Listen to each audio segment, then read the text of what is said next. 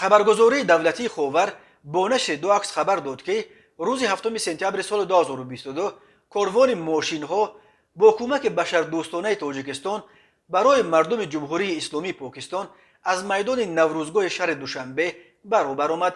در مراسم گسیل کاروان بشردوستانه نمایندگان اگنتی ذخیره های مادی دولتی حکومت تاجیکستان، سفارت پاکستان در دوشنبه و دیگر شخصان رسمی اشتراک داشتند. روز 6 سپتامبر کمیسیون دولتی حکومت تاجیکستان آید به حالتهای فوق‌العاده با دستور پرزیدنت امامعلی رحمان درباره جدا کردن کمک بشردوستانه برای پاکستان قرار قبول کرد. این کمک ها از 500 تن ارد، 500 تن آب نوشاکی، 1000 تن انگشتنگ، 1000 تن سمنت و 2000 عدد شیفر عبارت بوده. وزن عمومی کمک ها بیش از 3000 تن و مبلغش 12 میلیون و 200 هزار سومانی معادل قریب 1 میلیون و 200 هزار دلار را تشکیل میدهد. تاجیکستان تا کنون اساسا خودش از کشورهای دیگر یاریهای بشردوستانه دریافت میکرد و خیلی کم واقع شده است که به کشورهای دیگر یاری بشردوستانه بفرستد. بر اثر آبخیزی‌های یک ماه آخر در پاکستان دست کم 1265 نفر جان باخته